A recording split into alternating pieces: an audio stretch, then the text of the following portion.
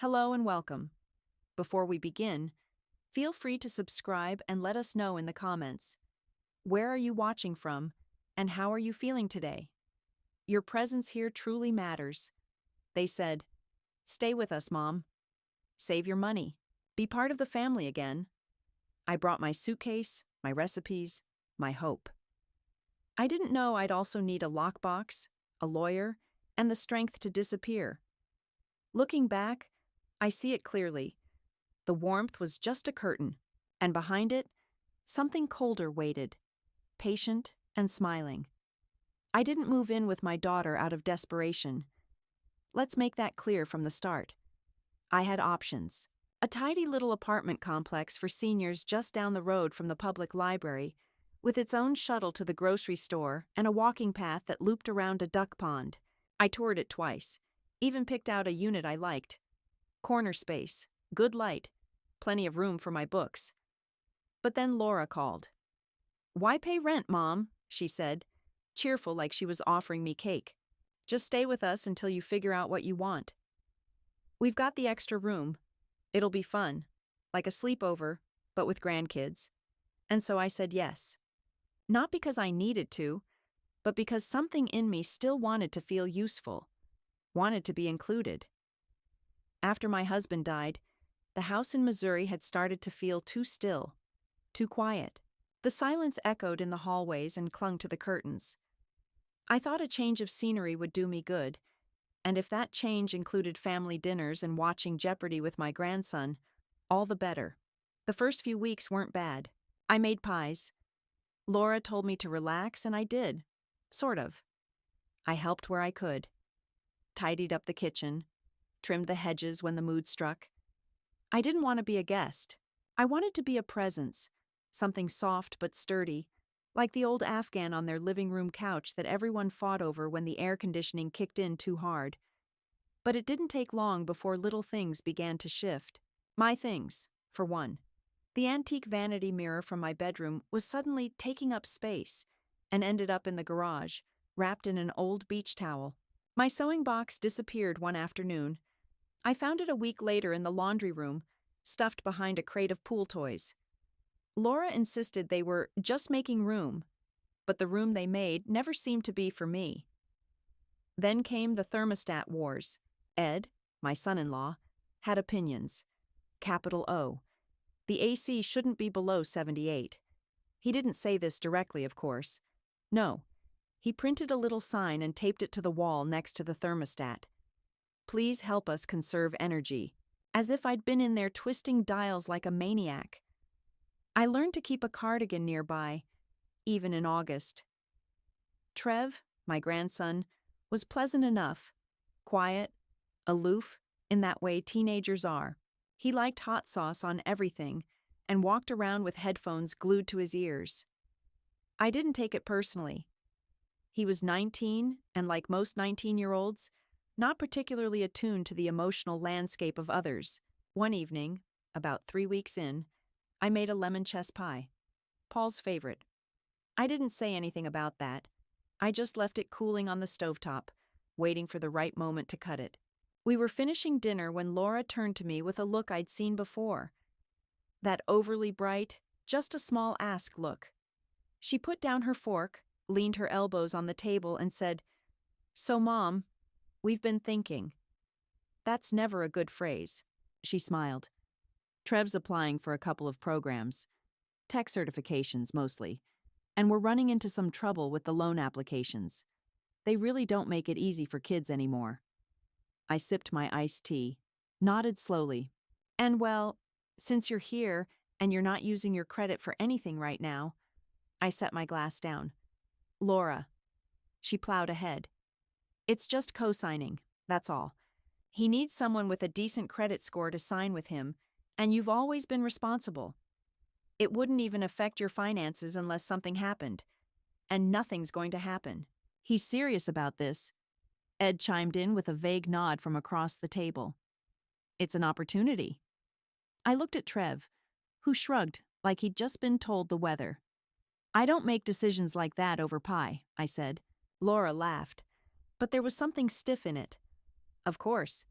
We're just putting it on your radar. After dinner, I did the dishes alone. The others had retreated to their corners of the house. Trev to his headphones, Ed to whatever game was playing on the TV. Laura passed by the kitchen, paused, then added, "Just think about it, okay?" It'd mean a lot to him. To all of us, I looked out the window over the sink.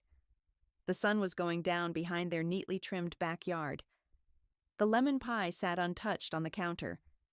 I thought I'd come here to rest, to reset, to be with family. But for the first time since arriving, I started to wonder what exactly I'd walked into. I agreed to go to the bank because saying no outright felt too heavy for that moment. It was easier to nod, to buy myself time. That's what we do sometimes. We stall, hoping common sense will settle over the room like dust. Laura scheduled the appointment like it was a haircut. "Just a quick consult," she said, and handed me the address. No mention of what kind of loan, no mention of how much. Just that I should bring my ID and, quote, anything they might need to verify your income. I don't have income, not really. I have Social Security, a small widow's pension from Paul's years at the mill, and a modest return on the savings I've been careful with for decades. Still, I printed out the latest bank statement, tucked it into my purse, and put on my good cardigan, the one with the mother-of-pearl buttons. Trev didn't say a word during the drive. Headphones in, eyes out the window, fingers twitching like they missed a controller. Laura drove like a realtor in a hurry, all speed and nervous energy. She chirped about the weather, the new Starbucks opening near the freeway, anything except the actual reason we were in the car. The bank branch was in a strip mall, sandwiched between a yoga studio and one of those cell phone stores with flashing LED signs. A far cry from the heavy walnut-paneled institutions Paul and I once visited.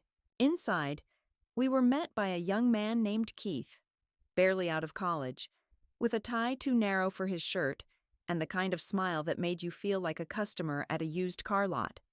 "Welcome. Come on in. Conference room's just down here." Laura followed him eagerly. Trev dragged his feet. I brought up the rear, already dreading the tea they'd offer and the way the chairs would squeak when I sat. Keith explained it quickly. Too quickly.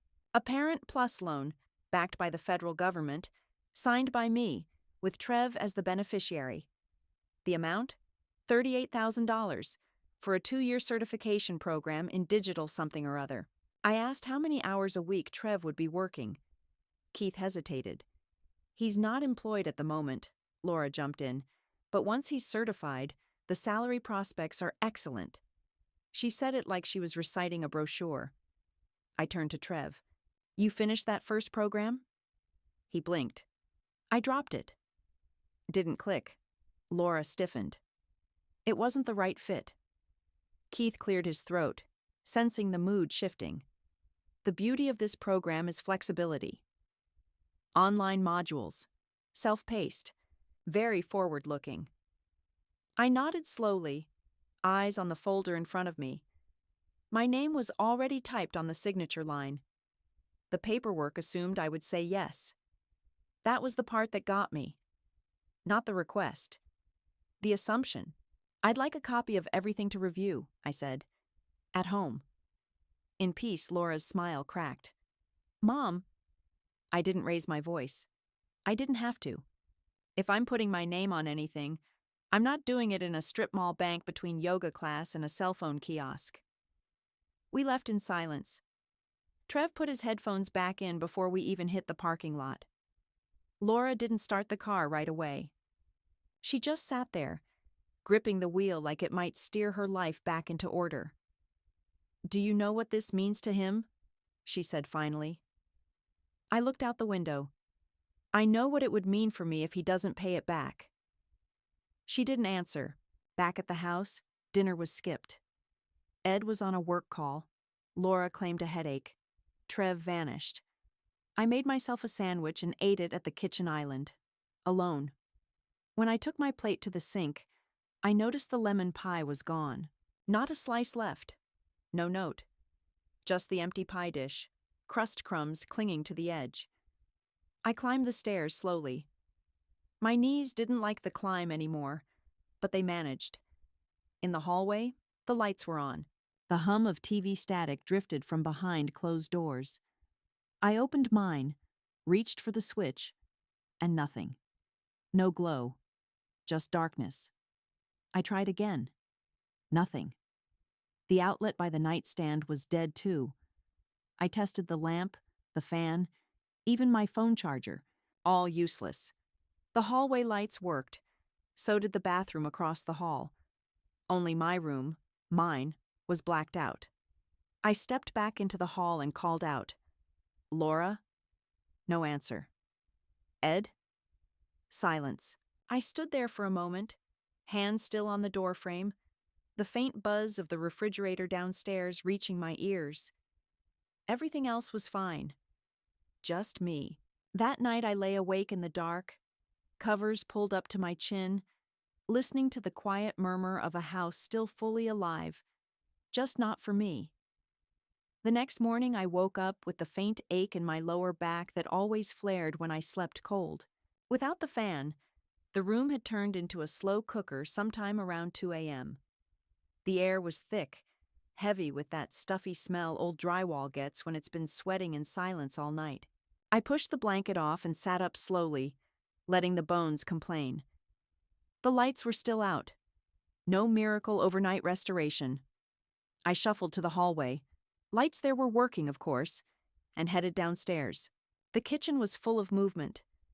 Ed was pouring himself coffee, Laura at the sink rinsing something, Trev nowhere in sight. I cleared my throat. The power's still out in my room. Laura didn't turn around. We're aware. I waited. Nothing more. "Is there a plan to fix it?" I asked, keeping my tone even. Ed spoke finally. "Breaker tripped. Probably too many things plugged in. We'll get to it. Too many things. I had a lamp, a phone charger, and an electric fan older than Trev. But I nodded anyway and opened the cupboard for tea. My box was gone. The one with the mint green lid I'd brought from Missouri. In its place were rows of herbal sachets labeled Detox and Gut Balance. Laura finally turned, drying her hands with too much force. "Can we talk about yesterday?" I didn't answer. She took that as permission. "I get that you're nervous about money." I do. But Trev's at a critical point. He needs to feel supported. And when you hesitate like that, it makes him feel abandoned. Abandoned. I blinked. He's 19. He abandoned a community college after 2 semesters and hasn't held a job longer than 6 weeks. Ed sighed like I'd brought a rain cloud to a picnic. Laura's voice was sharp now. "He needs a chance, not your judgment." I felt my hands tighten around the counter's edge. "Wanting to read what I'm signing is not judgment." She stepped closer. "If you can't help, just say so. But don't play the martyr." I left the kitchen before the kettle finished boiling. By late morning, I was back upstairs, folding laundry on my bed in the half-light. The drawer where I kept my notebooks wouldn't close properly. When I opened it, the contents were shuffled. My glasses case in the wrong spot. One of my envelopes with receipts bent at the corner. A $20 bill I'd kept between the pages of a crossword book was gone. I didn't say anything. Not yet. That afternoon, I stepped outside. The air was warm, the kind that hugs too close, and the sky was a flat blue with no opinion. I needed a walk, just to move. I crossed the street to check the mailbox, even though I knew there was nothing, and nearly bumped into Carol Henderson. Carol was my age, give or take. Retired nurse, lived 2 doors down in the yellow split level with the hummingbird feeder and the little metal chairs that always looked like they belonged in a magazine. She waved. "Haven't seen you in a bit." "Been indoors," I said, which was true enough. She gave me a once-over, the gentle kind that says, "I've seen too many women walk too quietly." "You want some lemonade?" she asked. I hesitated, then nodded. Her kitchen smelled like lemon pledge and warm bread. She poured 2 glasses, gestured to the back porch, and we sat without saying much at first. Eventually, she asked, "Everything all right over there?" I gave a non-committal shrug. She didn't push, just sipped. Then casually she said, "You know there's a hotline for older folks. If you ever feel squeezed." Not saying it's the case, just, I've seen things. Families change when money's involved. I looked at the condensation sliding down my glass. "I'm not being hit. Or locked in a room." Carol nodded. "That's not the only kind of harm, hun." She didn't say more. Didn't need to. Later that evening, back in my room, I found the breaker box in the hallway closet. One switch had been deliberately taped down with masking tape. Someone went out of their way. Not an accident. Not a tripped wire.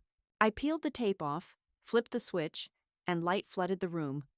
I stood there a long time, staring at the glow, feeling no relief, just a strange emptiness, like I'd wandered into a space that used to belong to me but now only tolerated my presence.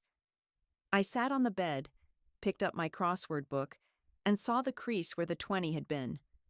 A bookmark, now nothing. That night, I wrote Carol's number on a sticky note and tucked it into my wallet, not because I was ready to use it, but because it felt like something solid in a house where everything else was starting to shift under my feet. The next few days moved like wet wool, heavy, clinging, hard to shake. After I flipped that breaker back on, no one said a word about it. Laura walked past me in the hall with her lips pressed tight, not in anger exactly, more like irritation held just behind her teeth. Trev stopped making eye contact altogether. Ed, as usual, said nothing unless it had to do with trash pickup or thermostat settings. I started locking my bedroom door when I left, not because I had anything worth stealing, I didn't, but because the idea of someone pawing through my drawers while I was out made my skin crawl. I kept my wallet in my cardigan pocket. I stopped using the kitchen cupboard for my tea, and instead stored it in an old shoebox under my bed. It felt ridiculous, even juvenile. But it also felt necessary. Then one morning, I reached for that wallet and knew, before I even opened it, that something was wrong. It was lighter. Too light. I opened it slowly, hoping I was wrong. The $40 I'd tucked behind my Medicare card were gone. So was the gas card I used for the occasional trip to the pharmacy. I didn't accuse anyone. What would I say? I just stood there, holding the thing like it might explain itself. My hand shook a little. I told myself it was the arthritis, but it wasn't. That same afternoon, I heard Laura on the phone, loud enough for me to catch pieces as I passed the den. She's confused sometimes. Like, the dates? The bills? I mean, she's not dangerous, but I'm just wondering what the process is, legally. A pause. Yes, durable power of attorney. That's what I'm asking about. I stopped walking. She was talking about me. The rest of the day passed in slow motion. I checked my documents. Passport, social security card, insurance forms. They were still there, but the envelope I kept them in had been moved. I could feel it. My files weren't stacked the way I'd left them. Someone had been in them. That night I couldn't sleep. I lay there in the dark, listening to the low hum of the house and wondering what would happen if I really did become a problem. Not just inconvenient, but legally disposable. If they started telling people I was forgetful, unstable, a risk to myself. I'd heard stories. You don't live to 67 without hearing stories. The next morning, I took the bus. I didn't tell anyone where I was going, just left a note on my pillow that said, "Out," and walked to the corner. The route took me to the town center, near the library and post office. But I wasn't there for books or stamps. I was there to see someone who could tell me if I was losing my mind, or if someone was trying to take it from me. I found the legal aid for seniors office on the second floor of a beige building that smelled like dust and old carpet. The woman at the front desk asked for my name and handed me a clipboard. I filled it out slowly, double-checking everything. Then a woman in a navy cardigan called me in. Her name was Angela. She didn't look shocked when I said what had happened, just nodded, asked follow-up questions in a calm, practiced voice. When I told her about the taped breaker, the missing money, the overheard conversation, she wrote everything down. When I mentioned the attempted loan co-signing, her pen stopped. "Do you know if anything's been submitted in your name already?" she asked. I told her I didn't know, but I had a bad feeling. She called a number, gave my name, asked about any pending financial applications. I waited. She hung up. "Someone attempted to open a line of credit using your name. 2 days ago. It was flagged and declined. Insufficient verification." My stomach dropped. Angela looked at me gently. "Do you feel safe in the home right now, Mrs. Cooper?" I didn't answer right away. "I feel watched," I said. "Like I've stopped being family and started being inventory." She handed me a printout with resources: elder law support, financial freeze steps, a number to call for suspected abuse. "You have options," she said. "And you're not crazy." That last part hit harder than it should have. I walked out with the paper folded neatly in my bag, feeling like I was carrying a weapon I didn't know how to use. That night, I double-checked the lock on my door twice. Then I moved my documents into my pillowcase and slept with my purse under my arm. Whatever this was, it wasn't just about money anymore. It was about erasure. And I wasn't going quietly.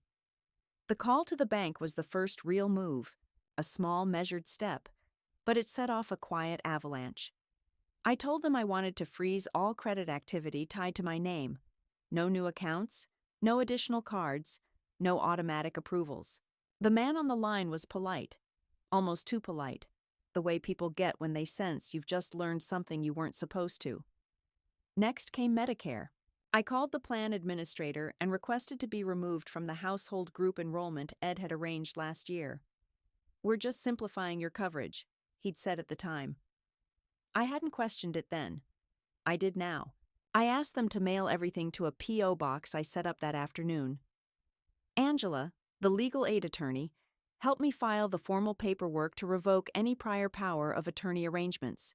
I hadn't signed one recently, but better safe than sorry, she said. She also helped me start a paper trail. Dates, notes, missed money, overheard conversations. "You don't need to confront them," she said. "You just need to protect yourself." So I did.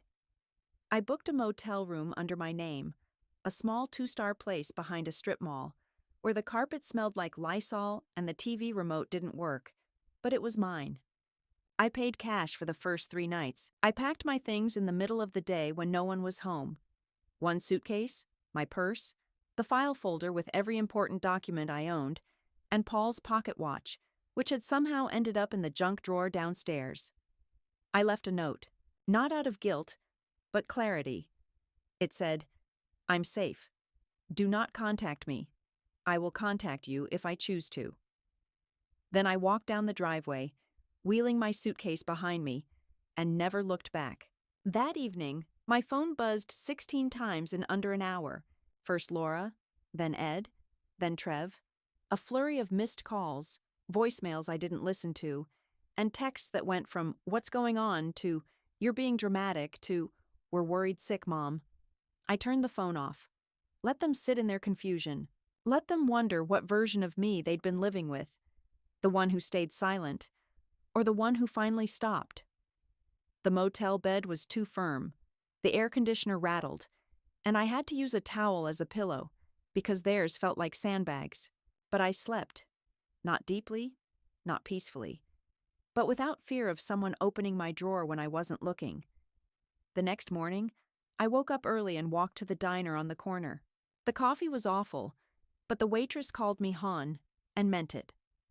I sat there with my notebook open, listing out the things I needed to do. Find a new doctor, get a post office box, look into senior housing. Not because I didn't have a place to go, but because I was finally done asking for permission to exist. Later that day, I got a call from Angela. "Just a heads up," she said. "Social services might follow up with you. Laura filed a concern this morning, said you'd wandered off, Might be mentally unstable. I laughed. Not loud, just enough for her to hear it in my exhale. You ready for that conversation? Angela asked. Let them come, I said. I'll make coffee. That night I looked around the motel room, beige walls, humming fridge, paper-thin curtains, and felt something close to calm. Not joy, not relief, but the space that comes right after you stop pretending. The kind of silence that isn't empty, just waiting to be filled on your own terms. I wasn't running. I was walking. Forward, finally, without dragging anyone else's expectations behind me. The apartment wasn't much to look at. Beige carpeting, off-white walls, a smell that hinted at too many microwave dinners. But it was mine.